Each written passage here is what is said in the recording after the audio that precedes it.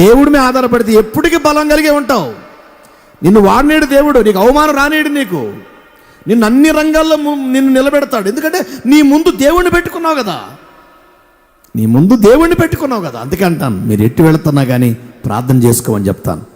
మన మినిస్ట్రీల పేర్లు చెప్పను కానీ కారు ఎక్కిన, బండి ఎక్కిన, దిగిన అనుక్షణం దైవజనులకి ఫోన్ చేసి ప్రార్థన చేయించుకునే గొప్ప గొప్ప మనసున్న బిడ్డలు ఉన్నారు ఈ మినిస్ట్రీలో.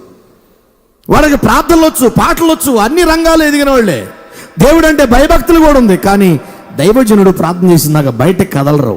దైవజనుడు ప్రార్థన చేసిందాక ఏ పని చేయరు. అది కట్టడాలు కానివ్వండి, అది ఇంకోటి కానివ్వండి, ఏదైనా సరే, ఏ చిన్న విషయం, బ్యాంకులో కడుతున్నా, బ్యాంకు బయటకు వచ్చినా, వ్యాపారం చేస్తున్నా, కట్టడాలు కడుతున్నా, ముగ్గు పోస్తున్నా, పుట్టింగ్లు పోస్తున్నా, స్లాబ్ వేస్తున్నా, ఏ చేసినా, చదువుకి వెళుతున్నా సరే ప్రార్థన అడుగుతూ ఉంటారు. ఎందుకు తెలుసా? నీ వలన బలము పొందు మనుషుడు ధన్యుడు. ఇప్పుడు మీ అందరిని అడుగుతున్నాడు దేవుడు, నువ్వు ఎటువంటి బలాన్ని ఆశ్రయించావు? జ్ఞాని తన జ్ఞానమును బట్టి, సూర్యుడు తన శౌర్యమును బట్టి, ఐశ్వర్యవంతుడు తన ఐశ్వర్యం బట్టి అతిశయింపకూడదు కదా. భూమి మీద కృప చూపుచు నీ కొరకు వర్షాన్ని, నీ కొరకు గాలిని, నీ కొరకు చక్కటి సమృద్ధిని ప్రసాదించి నీకు ఆయుష్ పోస్తున్నాడే, ఆయన మీద నువ్వు ఆధారపడు. ఆయన ఒక మాట చెప్తా, ఒకవేళ దేవుడి బలం వద్దనుకొని మనుషుల బలం మీద మీరు ఆధారపడుతున్నట్లయితే, మనుషుల వైపు వెళ్ళిపోవటం వల్ల కొంత లాభం వస్తుంది అనుకుంటే మంచిదే, వాళ్ళ బలం నీకు కొంత ఉంటుంది. కానీ దేవుడే నీకు ఆయుష్ పొడిగించకపోతే వాళ్ళ బలం నీకు పనిచేసిద్దా? ఆమేన్. చేయదు.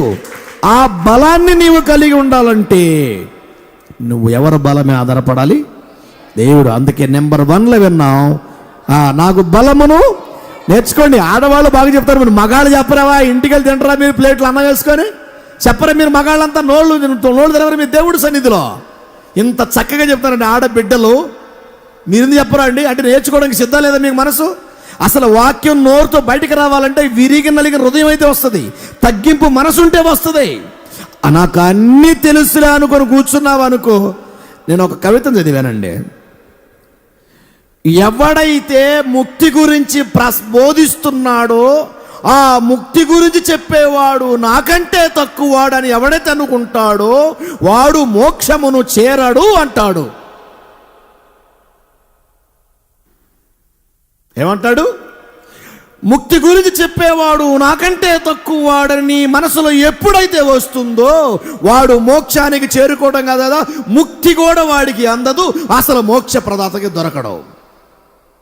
నిన్ను నువ్వు తగ్గించుకొని దేవుని వాక్యం దగ్గర నేర్చుకోవాలన్న పిల్లోడుగా మారాలి, పిల్లగా చిన్న బిడ్డగా నువ్వు మారాలి. వాక్యం ముందున్నప్పుడు ఆ మనసు నీకు వచ్చిందనుకోండి, గొర్రెల కాపురం దావీదును లేపింది అక్కడే. సౌలు ఏమో గర్వంతో కూర్చున్నాడు అక్కడ కుర్చీలో. దావీదు, అయ్యా నేను మిన్నల్లి వంటి వాడను, పురుగు వంటి వాడను, త్రాసు మీద ధూళి వంటి వాడు, నీ చెప్పు కింద రాయ వంటి వాడనయ్యా, నేను చచ్చిన కుక్క వంటి వాడనయ్యా, నేను మిన్నల్లి వంటి వాడనయ్యా. ఈ ప్రార్థన మీరు చేశారా ఎప్పుడైనా? చేశారా మీరు? మనోళ్ళు చేస్తారు, వాళ్ళేమంటారు? అయ్యా నేను దుమ్ముని పేడలో రాయినని ముసుగేసుకొని ప్రార్థన చేస్తాడు. ఎవరన్నా చిన్న గొడవకు వచ్చిన రాయ దుమ్ము దులిపేస్తామంటారు. ఆమేన్. ఇదేందయ్యా బాబు?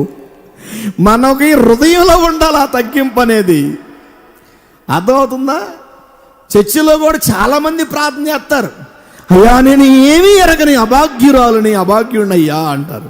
అదే బయటకు వస్తే రారా చూసుకుందాం, కబడతా ఏమంటారు? రారా చూసుకుందాం. ప్రియా దేవుని పిల్లరా, దావీదుకు అలా లేదు. అయ్యా సౌలు నా ఎంటబడుతున్న నాకు బలమును ధరింపజేయుము, యథార్థమైన మార్గములను నడిపించుము, సొమ్మసిలిన వారికి బలమును గురించి వాడవు నీవే, శక్తిహీనులకు బలాభివృద్ధి. ఆమేన్. అభివృద్ధి. దేవుని దయ ఉన్నంతకాలం మిమ్మల్ని ఎవరు కూడా దించలేరు, గుర్తుపెట్టుకోండి. ఎవరు దించలేరు. మనుషులు ఎవరు ఎన్ని నేను అనుకోనిగాక, ఈవెన్ నేనైనా సరే మిమ్మల్ని కించపరచని, మిమ్మల్ని ఈ నిలువును శపించనిగాక, కానీ దేవుడి దయ నీకుంటే, దేవుడి బలం నీకుంటే అసలు నీ ఎవడేం చేయలేడు. నీ ఆశలు చూసుకున్న వాడు కుళ్ళుకొని వస్తాడు తప్ప నిన్నేమీ చేయలేడు. ఇక మనవాడు బుద్ధిమాలాడు ఒకడు ఉంటారు, వాడెవడో ఎదురొస్తే ఈమెకు నష్టం వచ్చిందంట, ఆమె ఎవరో ఎదురొస్తే ఎదవరాలు ఎదురొచ్చిందంటాడు ఒకడు, అమ్మో కుక్క ఎదురొచ్చిందంటాడు ఒకడు, ఇంకొకడు కుక్క చెవ్వాడిచ్చింది లొట్ట కొట్టిందంటాడు. లొట్ట ఎట్ట చెప్పండి అనండి ఒకసారి, లొట్ట ఎట్ట కొట్టిందట. ఇంకొకడు అంటాడు, సార్ రాత్రి పిల్లి 7 సార్లు ఎదురొచ్చింది సార్ అంటాడు. అది ఏమైందిరా, అపశకనం సార్ అంటాడు. ఇంకొకటి ఏమంటాడు, sir sir sir sir sir sir వాడు తుమ్మాడు సార్ అంటాడు. ఏమంటాడు చెప్పండి బాబు, వెనక్కి కూర్చున్నవాడు చెప్పండి. కొంచెం మాట్లాడితే కొంచెం అరిగిద్ది, ఇంటి పైన మంచిగా ఆకలి అయితే ఏం కాకుండా కూర్చుంటే మీరు పెద్ద పోతారు మళ్ళీ. బీపీ కూడా పెరగదు, మంచిగా ఉండదు. మంచిగా మాట్లాడితే బ్లడ్ బాగా పనిచేస్తుంది. మాట్లాడండి ఒకసారి. ఏంది మేడం సార్ తుమ్మాడు సార్ అంటాడు. అదే ఇప్పటికే ఊపిరి పోయేలా ఉంది, హార్ట్ అటాక్ వచ్చేలా ఉంది, 108 రావాలి, 140 రావాలి, 104 కానీ 101 కానీ రావాలిరా బాబు, 108 రావాలి అనుకున్నాం అనుకోండి. అప్పుడు ఈలోగా 101, 108 వ్యాన్ వచ్చేసింది అనుకోండి, 108, 104 కానీ 108 కానీ వచ్చింది అనుకోండి. రాగానే వెంటనే కొయ్యం రాగానే ఈలోగా నాకు బాగలేదు అనుకోండి, నన్ను అందులో ఎక్కిస్తున్నాను అనుకోండి. ఈలోగా మన దగ్గర మన సంఘ పెద్దలో శిష్యులో ఈ ఉత్తులెటర్లో ఉండి, ఏయ్ ఆగురా వాడేవాడు తుమ్మాడా అంటే నేను పోతా మధ్యలో. అర్థమైంది మీకు? నన్ను వెంటనే మీరు ఏం చేయాలి, హాస్పిటల్ తీసుకొని పోయి ఎల్పి యాకోబు గారు ఏదో మొత్తానికి ఏదో దగ్గుతున్నాడు, మొత్తం పోయేలా ఉన్నాడు, మొత్తానికి ఏదో మూట కట్టేలా ఉన్నాడు, తొందరగా బదరా చెప్పాలి కానీ అరే ఆగరా వాడు తుమ్ము ఆగిపోయినా తీసుకుంటే తుమ్ము కాదు నా తుమ్ము పోతా మొత్తానికి. అర్థమైందా? అంటే అర్థం ఏంటంటే ఈ అపశకనాలు, వాడెవడు వచ్చినా నీకేం కాదు దేవుడు బలం ఉంటే, ఎదరాలు ఎదురొచ్చినా నీకేం కాదు దేవుడు బలం ఉంటే, తుమ్మినా ఏం కాదు, పిల్లి ఎదురొచ్చినా ఏం కాదు, ఒకటిసారి కాదు 7 సార్లు వచ్చినా ఏం కాదు. నీకు అర్థమైందా? ఇప్పుడు కుక్క చెవులు లొట్ట కొట్టిన, ఇందాక మీరు అన్నారుగా, ఏమన్నారు, లొట్ట కొట్టిన కుక్క ఏది కొడితే నీకేంటరా బాయ్, దేవుడి శక్తి నీకుండగా నిన్నేం చేస్తుంది? ఆమేన్. నీ బలము నాకుండగా ఈ లోకములో ఏది నన్ను ఏమీ చేయలేదు అన్నాడు భక్తుడు. ఆమేన్. ఏమీ చేయలేదు. ఆమేన్. గట్టిగా నేను ఏ ఫీలింగ్లో అరుస్తాను అట్ట కొట్టాలరా మీరు. రోగిష్లా కొడుతున్నారు చప్పట్లు. రోగాలన్నా మీకు? మీ రోగం నా మాటతోనే పోతుంది. మీ రోగం ఒట్టిగినేసి వెళ్ళిపోయి ఆ బల్ల చేసిపోతే కోతరదు. ఏం నేర్చుకోవాలి మీరు అంతా ఇప్పుడు? బలం అది. ఇన్ని మాటలు బలము ధరిపోయేస్తాడు, యథార్థ మారి నడిపిస్తాడు, సమస్యల వారి బలాన్ని ఇస్తాడు, శక్తిహీనులకు బలాన్ని ఇస్తాడు. యుద్ధములో నీవు నాకు బలాన్ని ధరింపజేస్తావు. అపవాదిని నిన్ను ఇబ్బంది పెడుతున్నాడా, ఆ యుద్ధంలో నీకు గెలిపిస్తాడు. భార్య మధ్య సమాధానం లేదా ప్రార్థన చేయి, పిల్లల మధ్య సమాధానం లేదా ప్రార్థన చేయి, నీ పిల్ల నీకు మాట్లాడట్లేదా నువ్వు ప్రార్థన చేయి, నీ అత్త నీ మాట్లాడట్లేదా, నీ కోడలు నీ మాట్లాడట్లేదా, నీ కూతురు నీ మాట్లాడట్లేదా, నీ భార్య నీ మాట్లాడట్లేదా, నీ భర్త నీ మాట్లాడట్లేదా, నిజాయితీ కలిగి ఉంటే ప్రార్థన చేయి. దేవుడు బలాన్ని అనుగ్రహిస్తాడు. ఆమేన్. బలం అనుగ్రహిస్తాడు. కీర్తన గ్రంథం 29వ కీర్తన 11వ వచనంలో యెహోవా తన ప్రజలకు సమాధానం కలుగజేసి వారిని ఆశీర్వదించును. ఆమేన్. యెహోవా తన ప్రజలకు బలమును అనుగ్రహించును. యెహోవా తన ప్రజలకు సమాధానం కలుగజేసి 2 సార్లు చెప్పాడు. ఒకటి బలం అనుగ్రహిస్తాడు, ఇంకోటి సమాధానం. ఆమేన్. ఇటువంటి ప్రవచనం చూడండి ప్రేమైన దేవుని పిల్లరా. బలాన్ని ఇస్తాడు మీకు, కృంగిపోవకండి. ఏం అవసరంలా.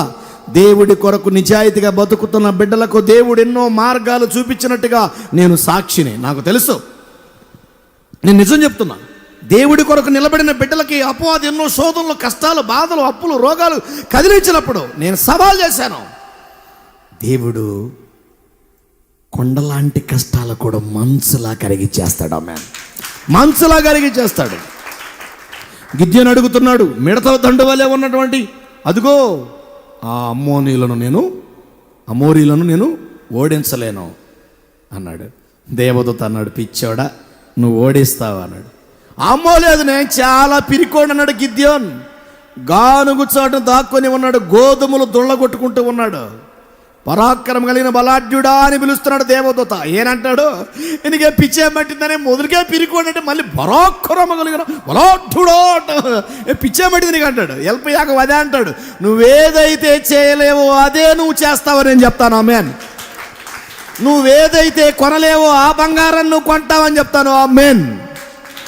నువ్వు ఏ ప్లాట్ అయితే కొనలేవో ఆ ప్లాటే నువ్వు కొంటావని చెప్తాను. ఆమేన్. నువ్వు ఏ మేస్త్రి పని చేయలేనంటావో నువ్వు ఆ మేస్త్రి పనిలో నువ్వు బిల్డర్ అవుతావని చెప్తాను. ఆమేన్. సైకిల్ కూడా కొనలేనని చెప్పిన నీకు నేను కారే నువ్వు కొంటావని చెప్తాను. ఆమేన్. కారణం దేవుడు నాకు నేర్పిన మాటలు ఇవి. పరాక్రమ కలిగిన బలాఢ్యుడా, రా బయటికి రా.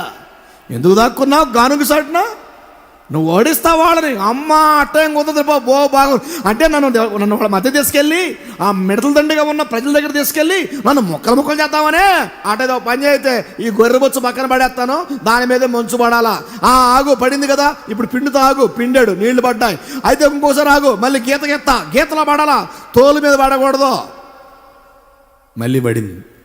అయ్యో బాబు, ఏంది విచిత్రంగా ఉంది. ఒకసారి ఏం గొర్రె బొచ్చు మీద మంచు పడింది, ఇంకొకసారి గొర్రె బొచ్చు అక్కడే ఉంది, ఆ తోలు అక్కడే ఉంది, దాని చుట్టూ పెద్ద గీత గీసాడు, ఆ గీత లోపలే పడాలా. మళ్ళీ అలాగే పడింది, మళ్ళీ తోలు మీద పడాల. ఆయన ముందుగానే పిండి చూశాడు, మళ్ళీ ఒక తడైద్దాం చూస్తే పిండింది పిండినట్టే ఉన్నది, ఎండిపోయి ఉన్నది. అయితే ఒక పని చేయి, గీత బయట పడాలంట. మొత్తం పడింది కానీ గీతలో పడాల, తోలు మీద పడాల. మత్తిపోయింది మనోడికి. ఆహా, ఇదేదో ఆశ్చర్యంగా ఉందరా బావో. అంటే ఎన్నడూ నేను చేయలేంది, సాధించలేంది, ఇంతమంది మీద యుద్ధం చేస్తానా? పిచ్చోడా, నీకు అర్థం కాలేదురా వాక్యం. యేసయ్య నమ్ముకున్నప్పుడు క్రైస్తవుడికి దేవుడిచ్చిన వాగ్దానం తెలుసా? నాలో ఒంటరి అయినోడు 10,000 అమ్మాన్. అది 10,000. ప్రేమైన దేవుని బిడ్డలారా, మీ అందరినీ బలపరచడం కొరకు దేవుడు మాట్లాడుతున్న మాటలు. భయపడకు, దిగులు పడకు. ఏ విషయంలో నువ్వు గెలుస్తావు, కాకపోతే నీకు ఉండాల్సింది ఒకటే, ఆయన బంగారు పాదాల మీద నువ్వు ఆధారపడాలా. ఆమేన్. అంతే. ఆయన బంగారు పాదాల మీద. ఈరోజు ఈ మినిస్ట్రీలో అలాంటి పిల్లలు ఉన్నారు. అలాంటి బిడ్డలు మన అదృశ్య మినిస్ట్రీలో అలాంటి బిడ్డలు, దేవునికి లోబడే బిడ్డలు, సేవకుడికి భయపడే బిడ్డలు, గౌరవించే బిడ్డలు, వాక్యానికి లోబడే బిడ్డలు ఉన్నారు. క్రియారూప కలిగిన బిడ్డలు. వారి పైకి భక్తి గలవారు ఉండి దేవుని శక్తిని ఆశ్రయించిన వారు కాదు, వాక్యాన్ని విని మర్చిపోయేవారు కాదు, వాక్యానుసారంగా బతికే పిల్లలు ఉన్నారు ఇక్కడ ఈ మినిస్ట్రీలో. తెలుసా మీకు? అలాంటి పిల్లలను దేవుడు అనేక ఆపదలు తప్పించాడు, అనేక శోధనలు తప్పించాడు, అనేక వేదనలు తప్పించాడు. నేను అదే అంటాను. మళ్ళీ ఎక్కడైతే పోగొట్టుకున్నావో అక్కడే వస్తువు వెతుకు. పెద్దలు అంటారు, వస్తువు పోయింది ఒక చోటది, వెతకాల్సింది ఇంకో చోట కాదు. ఎక్కడైతే పోయిందో అక్కడే వెతకాలి. ఒక పెద్ద ఆయన వస్తున్నాడు, ఒక ఆయన పెద్ద ఆయన వస్తున్నాడు. ఎవడో ఒకడు వంగి నేల మీద ఏదో వెతుకుతా ఉన్నాడట. ఆ పెద్ద ఆయన అన్నాడంట, ఏమైందిరా ఆ రకంగా ఉండవు, పొద్దుగూగులు చూస్తున్నావు, పొద్దుగూగులు వంగే ఉండవు, అక్కడ ఏంద్ర అక్కడక్కడే తిరుగుతున్నావు ఏంద్రా అంటే వాడు అన్నాడట, అక్కడ నా వస్తువు పోయింది, అక్కడ చీకటిగా ఉన్నందుకు ఇక్కడ ఎదురు ఉంది కూడా ఇక్కడ వెతుకుతా అని చెప్పాడంట.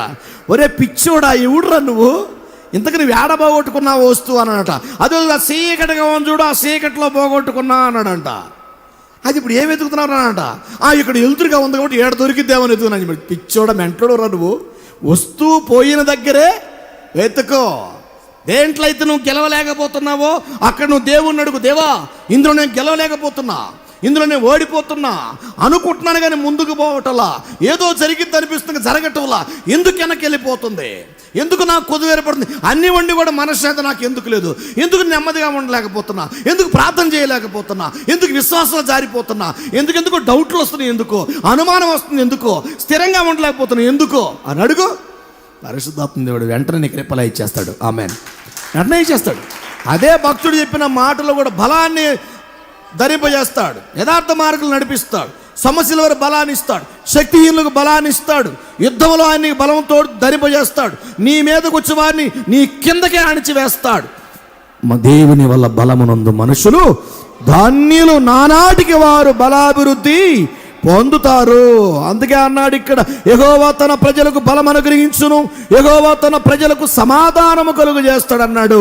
ఇక 40వ అధ్యాయం యెషయా గ్రంథం 40వ ముగింపు భాగంలో 40వ అధ్యాయంలో 31వ వచనం మీరు చూస్తే ఒక మంచి మాట ఉంది. ఎదురు చూచువారు నూతన బలము పొందుదురు. నూతన బలాన్ని పొందుతారు. ఆమేన్. ఏ బలం అంటే నూతన బలం అంటే ఎందుకన్నమాట? ఇప్పుడు నీకుంది బలం, ఆ బలం సరిపోదు నువ్వు జయించాలంటే. వింటున్నారా ఇంతకి మీరంతా? నీకున్న బలం సరిపోదు, అందుకు దేవుడు దానికి ఏం యాడ్ చేస్తున్నాడు, ఏం కలుపుతున్నాడు? నూతన బలాన్ని నీకు ఇస్తాడు. నూతన బలాన్ని. ఆ నూతన బలం అందరికీ ఇవ్వడు. యెహోవా కొరకు ఎదురు చూసువాడికి ఆ నూతన బలం అనుగ్రహించును. యెహోవా తన ప్రజలకు ఏమన్నాడు? యెహోవా తనకు ఎదురు చూసే వారికి నూతన బలాన్ని పొందుతారు. వారు పక్షిరాజు వలె రెక్కలు జాపి పైకి ఎగురుదురు. అబ్బా అలయక పరిగెత్తుదురు. ఆమేన్. ఇదే పక్షిరాజు వలె రెక్కలు చాపి. ఒకసారి పక్షిరాజు మీకు చూపిస్తా మీ అందరికి కూడా. దానికి ముందు ఒక మాట చెప్తా మీకు చూపించే ముందు. మీరు పక్షిరాజు పదాన్ని దేవుడు తీసుకొని వస్తున్నాడంటే పక్షిరాజు గురించి మీరు జాగ్రత్తగా వినాలి.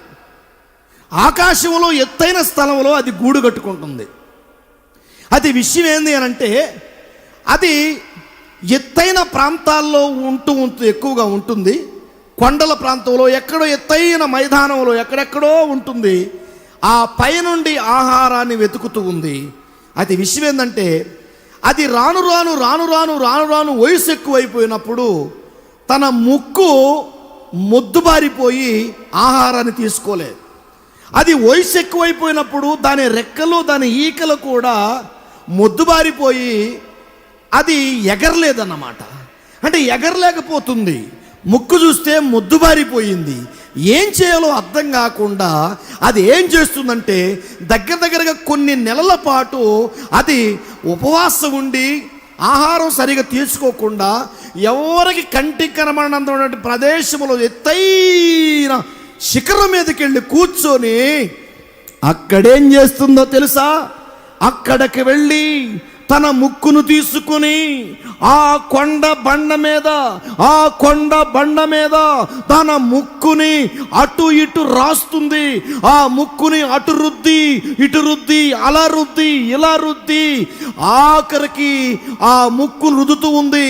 తన రెక్కల మీద ఉన్నటువంటి ఈకలన్నిటిని కూడా నోటితో పొడిసి ఆ ఈకలు మొత్తం పీకేస్తుంది.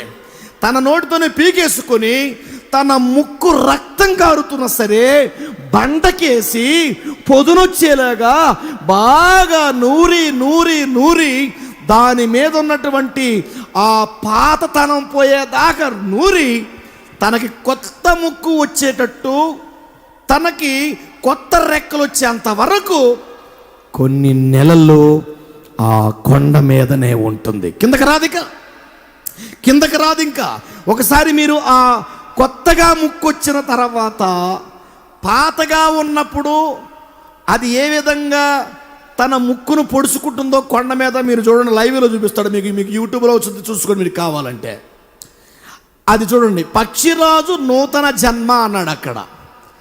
అంటే ఆ పక్షి ఏ విధంగా అది ఆ నూతన జన్మ ఎందుకన్నాడంటే ఆ రెక్కలన్నీ పాతబడిపోయి అంటే వయసు ఎక్కువైపోయింది. దాని ముక్కు కూడా ఇరిగిపోతూ ఉంది. దాని ముక్కు కూడా చాలా ముద్దుబారిపోయింది. అయితే ఏం చేయాలో తెలుసా? అదిగో ఇప్పుడు చూడండి. అది ముక్కు బాగా రాసుకొని కొత్త ముక్కు కొత్త రెక్కలు వస్తుంది. అప్పుడు ఎగురుతుంది చూడండి. ఆకాశానికి ఎలా ఎగురుతుంది చూడండి ఒకసారి. ఆకాశాన్ని ఎగిరి అద్దుగా చూడండి ఎంత అందంగా తయారైంది. కొత్త రెక్కలతో కొత్త కాళ్ళతో. ఆ కాళ్ళకున్న గోళ్ళు కూడా గీకేసుకూడదట. ముక్కుకున్నటువంటి ఆ ముక్కు పాత ముక్కును కూడా మొత్తం అటు ఇటు రుద్దేసిందంట రాయికేసి. ఇప్పుడు కొత్తగా మారింది చూడండి. ఆహా ఆమేన్. దేవుని మహిమ కలుగును. గట్టిగా కొత్తగా మారిపోయింది. అదే దేవుడు అంటున్న మాట ఇక్కడ. పక్షిరాజు వలె నీ రెక్కలు చాపి పైకి ఎగురుదురు, అలయక పరిగెత్తుదురు, సొమ్మసిల్లక నడిచిపోతారు. ఎప్పుడు? యెహోవా కొరకు ఎదురు చూస్తే. ఆమేన్. దేవుడు అడుగుతున్నాడు మీ అందరినీ, ఎవరి కొరకు మీరు ఎదురు చూస్తున్నారు ఒకసారి మీరు పరీక్షించుకోండి. దేవుడు ఈ సమయంలో, ఈ మధ్యాహ్న కాల సమయంలో పరిశుద్ధాత్మ దేవుడు నీతో మాట్లాడుతున్నాడు. ఇప్పటి వరకు మనుషుల వైపు చూసావేమో, మనుషుల వైపు ఎవరి వైపు నువ్వు ఎదురు చూస్తున్నావు? యెహోవా కొరకు ఎదురు చూసేవారు నూతన బలము పొందు, తన నామమున విశ్వాసం ఉంచిన వారికి నీతి సూర్యుడు ఉదయించును, వారు క్రొవ్విన దూడల వలె గంతులు వేస్తారని మలాకి 4వ అధ్యాయం 2వ వచనంలో ఉన్నది. అదిగో నీతి సూర్యుడు. ఆమేన్. ఆ మాట చదువుతావా? మలాకి 4 వాళ్ళ కోసం మలాకి 4:2. అయితే నా నామమందు భయభక్తులు గలవారగు మీకు నీతి సూర్యుడు ఉదయిస్తాడు. అతని రెక్కల ఆరోగ్యం కలుగజేయును. ఆహా. గనుక మీరు బయలుదేరి అబ్బా క్రొవ్విన దూడలు కంతులు వేయనట్లు కంతులు వేయుదురు. ఏ దూడ? క్రొవ్వి. చెప్పగతలు అక్కడే కొవ్విన దూడలాగా. ఆహా, దూడ. ఏ దూడ? క్రొవ్విన దూడ. మీరంటారు నా వయసు అయిపోయింది కదా బ్రదర్ అంటాడు. మరి ఎందుకు చూపించాడు పక్షిరాజుని అక్కడ? ఎందుకు చూపించలేదు పక్షిరాజుని? పక్షిరాజులాగా నీ యవ్వనము కూడా కొత్తదైద్దని దేవుడు మాటిస్తున్నాడు. అసలు ఒక మాట చెప్పనా? 175 సంవత్సరాల వయసులో మంచి పిల్లగన్నాడు. ఎవరు? అబ్రహాము. ఆమె దేవుని దీవించను కాక బిడ్డ. అబ్రహాము, నీకు 40 వచ్చేటప్పుడుగా నా పని అంతా అయిపోయిందంట. అవును, నీ నోటుతున్నావు కాబట్టి నిజంగానే అయిపోయింది అంతే. ఎవడో అంటే అయిపోలా, నువ్వు అనుకున్నావు. ఇంకేముంది బ్రదర్, నా పని గోయిందా. ఏమనుకున్నా? నేను ఎప్పుడు ఒక మాట చెప్తా, సర్వశక్తిని ఆత్మ నీలో ఉంది. నువ్వేమంటావు? ఎందుకో బ్రదర్ నా బతుకంత ఎప్పుడు పెద్ద లాభం లేదు బ్రదర్ ఈ సంవత్సరం అంటావు కదా. ఆల్రెడీ కాటుతో కూర్చొచ్చింది, దేవుడు నీకు ఇచ్చాడు. నువ్వేమంటున్నావు? పోనీలే దేవుని కృపల్లో ఈ సంవత్సరం బాగానే ఉన్నాను, నా కుటుంబాన్ని పోషించాడు అంటలా. ఎందుకు బ్రదర్ బాగా టైట్గా ఉంటుంది బ్రదర్. నిజమే, నువ్వు అన్నావు కాబట్టి. ఆమేన్. నువ్వు అన్నావు కాబట్టి టైట్ అయిపోతుంది. ఎందుకు? సర్వశక్తుని ఆత్మ నీలో ఉన్న. అందుకే గుర్తుపెట్టుకోండి, మీరు ఏది పలుకుతారో అదే మీకు జరిగిద్ది. అందుకే నోటితోనంట శుభవచనం పలకాలంట. ముదిరిపోయిన మాటలు అంటారే అంటే కొంతమంది అంటారు లేచిన కాదు నోటికి గలీజు పడతారు. అలా వద్దు. నీకేమి లేకపోయినా నాకేంది బ్రదర్, దేవుని స్తోత్రం బ్రదర్. సంపన్న స్థితిలో ఉన్న ఎరుగుద్దను, దీన స్థితిలో ఉండను నేను ఎరుగుద్దను అన్నాడు కదా పౌలు గారు. కాబట్టి మాకేంది బ్రదర్, కాస్త కూస్త అప్పులు ఉన్న ఇబ్బంది ఉంది కానీ బ్రదర్ దేవుడు చూస్తాడు. దేవుడు కృప చేస్తాడులే బ్రదర్, కృప చేస్తాడు. నాకు తప్పకుండా దేవుడు మేలు చేస్తాడులే బ్రదర్. నాకేంది బ్రదర్, నా బిడ్డను పోషిస్తున్నాడు, నా భార్యను పోషిస్తున్నాడు, నా భర్తను కూడా పోషిస్తున్నాడు, మా కుటుంబాన్ని మేము తల్లి గర్భంలో పుట్టింది మొదలుకొని ఇప్పటి వరకు మా దేవుడు మనం పోషిస్తున్నాడు. మాకేంటి బ్రదర్ అనాలే తప్ప ఏముంది వీడి కష్టంగానో నా బతుకంతటి అయిపోయింది అనకూడదు. ఏమంటారు కొంతమంది ఇంకో కొత్త పదం వాడతారు. ఏమని? కొంతమందిని మీరేం చూస్తారో, ఒరే నీకు సావు రాననే వాళ్ళు మీరు చూశారు. కానీ ఈ మధ్య కొత్త గ్యాంగ్ తయారైంది. నాకు సావు రాను, నేను సత్తే బాగుండు, నేను సత్తే బాగుండు అనుకుంటావు. నిజంగాను కోరుకున్నది మాత్రం కల్లోనైనా వచ్చుద్ది, కల్లో వచ్చింది కూడా ఇల్లో కూడా జరిగింది. ఆమెన్. ఎందుకు? నేను సత్తే బాగుండు. ఆమెన్. ఏమన్నా నేను సత్తే బాగుండు అన్నావు. మరి నువ్వేం కోరుకుంటున్నావు? నువ్వు నీ సావు నువ్వే కోరుకుంటావు. అయినా నువ్వు సత్తే బాగుండంటే నువ్వు రావాలని, నేను పుడితే బాగుండు, నేను పుట్టాలని, నేను ఎక్కువ కాలం అంటే బతకాలని అట్ట కుదిరిద్ది. నువ్వు అట్ట అడగకూడదు. దేవుడు ఒక ఆయన ఉన్నాడు, ఆయన నిన్ను బతికిస్తాడు, నీకు బలాన్ని ఇస్తాడు, శక్తిహీనులకి బలాభివృద్ధి కలుగజేస్తాడు, యుద్ధమునకు బలమును ప్రసాదిస్తాడు. ఆయన అర్థమైంది. ఆయన వలన బలం పొందు మనుషులు దాన్ని నానాటికి వారి బలాభివృద్ధి పొందుతారు. యెహోవా తన ప్రజలకు బలం అనుగ్రహిస్తాడు. యెహోవా తన ప్రజలకు సమాధానం కూడా కలుగజేస్తాడు, వారిని ఆశీర్వదిస్తాడు. యెహోవా కొరకు ఎదురు చూచువారు నూతన బలాన్ని పొందుతారు. వారు పక్షిరాజు వల్ల రెక్కలు చాపి పైకెగురుతారు, పరిగెత్తుతారు, సమస్యలక నడిచిపోవుదురు. కొంతమంది సువార్తకు రమ్మంటే రోగం వచ్చి నడుస్తుంటారు. టక్క టక్క టక్క టక్క నడవద్దు, టక్క టక్క టక్క టక్క తిరగాల, పట్ట తిరగాల. అలా కాకుండా కుంటుకుంటా అదేంది అలసిపోవాల్సిన అవసరం లేదు. దేవుడిని అడుగు, బలాన్ని ఇస్తాడు. దేవుడు ఎందుకు ఇతర బ్రదర్ అంటే, మరి ఇప్పుడున్న బలం ఎవరు ఇచ్చాడేంటి నీకు? ఆమేన్. ఇప్పుడున్న బలాన్ని ఎవరు ఇచ్చారు? ఒకడు అడిగాడు, సార్ పునరుద్ధానం అప్పుడు మళ్ళీ మనుషులు బతుకుతారా అంటున్నావు, మహిమ శరీరం ఇస్తారన్నాడు, అది అట్ట కుదిరి సార్, అట్ట ఇవ్వడం అసాధ్యం సార్ దేవుడికి అన్నాడు. నేను ఒకటే చెప్పా, మరి ఇప్పుడున్న శరీరం ఎవడిచ్చాడు రా మీకు? ఇప్పుడున్న శరీరం ఎవరికి? మీ శాస్త్రం ఇచ్చాడా, మీ అయ్యి ఇచ్చాడా, మీ అబ్బ ఇచ్చాడా? ఎవడిచ్చాడు మీకు? ఇప్పుడున్న శరీరాన్ని ఇచ్చిన దేవుడిని మహిమ శరీరాన్ని ఇవ్వలేడా? దేవుడు ఉన్నవి లేనట్లు లేనివని చేయగల దేవుడు. ఆమేన్. అది కాబట్టి బలాన్ని నీకు దేవుడు ఇవ్వాలని కోరుకున్నాను. వచ్చిన మీ అందరికీ దేవుడు నూతన బలాన్ని ఇవ్వాలని, యథార్థ మార్గంలో నడిపించాలని, సొమ్మశీల బలం ప్రసాదించాలని, శక్తిహీనులకు బలాభివృద్ధి కలుగజేయాలని, ఆయన వలన బలమునందు మనుషులు ధనులుగా మీరు ఉండాలని, అన్ని రంగాల మీరు వృద్ధి పొందాలని, యెహోవా తన ప్రజలకు బలాన్ని అనుగ్రహిస్తాడని, తన ప్రజలకు సమాధానం కలుగజేస్తాడని, వారిని ఆశీర్వదిస్తాడని నేను ఆశిస్తున్నాను. ఆమేన్. యెహోవా కొరకు ఎదురు చూడండి, ఆ నూతన బలాన్ని పొందుతారు. కొంతమంది గుర్తుపెట్టుకోండి, నాకు కలిసి చూడండి ఒకసారి. ఆ ట్యాబ్లెట్లు కట్ట ఉంటుంది, పక్క ట్యాబ్లెట్ కట్ట మూట, ఆ మూట మీద ఉన్న నమ్మకం దేవుడి మీద ఉండదు. అసలు ఆ ట్యాబ్లెట్లు కలిగించింది ఎవరు? కలిగినది ఏది ఆయన లేకుండా కలగదు. ఈ ట్యాబ్లెట్ నమ్ముతాడు, ఈ ట్యాబ్లెట్ ఎప్పుడెప్పుడు మింగాలో చెప్పాడే డాక్టరు, వాడు గుర్తుంటాడు. అసలు ట్యాబ్లెట్ తయారు చేసాడు ఒక ఆయన ఉన్నాడు. డాక్టరు శరీరాన్ని చూసి చెప్తాడు, దేవుడు శరీరాన్ని చేసే ఇచ్చేసాడు నీకు. ఆమేన్. ఇప్పుడు దేని మీద నమ్మకం ఉండాలా? ట్యాబ్లెట్ మీద. నాకు భలే నవ్వొచ్చుది ఇలాంటి వాడు చూస్తుంటే. ఈ ట్యాబ్లెట్ మీద ఉన్న నమ్మకం దేవుడి మీద లేదు. అసలు అక్కడ దాకా ఎందుకు? డాక్టర్గా చెప్పిన మాట నమ్ముతారా, మిగతా వాళ్ళు నమ్ముతారు చెప్పండి? డాక్టర్ గారి దగ్గరికి పోతున్నప్పుడు 500 తీసుకుపోతారా ఫీజు? చర్చికి వస్తున్నప్పుడు 500 తెస్తారా కానుక? న్యాయం చెప్పండి, మీరు కోపపడకుండా. చర్చికి వస్తున్నప్పుడు చిల్లర మారుస్తాం, డాక్టర్ దగ్గర పోతున్నప్పుడు ఆయన 500 అయినా సరే 5 ఏళ్ళు జేబులో ఉండాలా. ఎందుకు చెప్పండి? డాక్టర్ గారి మాటకి విలువ ఎక్కి ఇవ్వాలా మనం, లేకపోతే నాడీ పట్టుకొని అంటాడు, ఒక చాలు అంటాడు, అంతే. నీ గుండె కాడ పెడతాడు ఎప్పుడైనా అన్నాడు అనుకో, నీ గుండె అయిపోతుంది ముందు. వాడు ఆయన చెవులో పెట్టేసి ఎలా పెట్టి ఒక స్టైల్లో మౌనంగా ఉంటాడు. అప్పుడు నువ్వేం చెప్తావు? నువ్వు ఎటు చూడవు, ఆయనకెళ్ళి అటు చూస్తూ ఉంటావు. అలా చూస్తూ ఉన్నప్పుడు ఆయన ఒక జారిపోయి అన్నాడు, ఏ సరే ఏమైంది సార్? అంతలా భయమా? గుండిచ్చినాడు ఉన్నాడు ఆయన. అమ్మాను గుండిచ్చినాడు ఉన్నాడు, ఆయనకు భయపడు, ఆ గుండెకి బలాన్ని ఇస్తాడు. గుండె చెదరిన వారిని నిలబడదాం, బాగు చేయవాడని. ఎవరు చెప్పండి? గుండె చెదరిన వారికి బాగు చేస్తాడు. ఆమేన్. గట్టిగా చాపట్ల కొట్టి 2 చేతులు పైకెద్దాం. గుండె చెదరిన వారిని బాగు చేయవాడు, బలాన్ని అనుగ్రహిస్తాడు. పక్షిరాజు యవనములని యవనం కొత్త తగినట్లుగా ఆయన నిన్ను బలాన్ని అనుగ్రహిస్తాడు.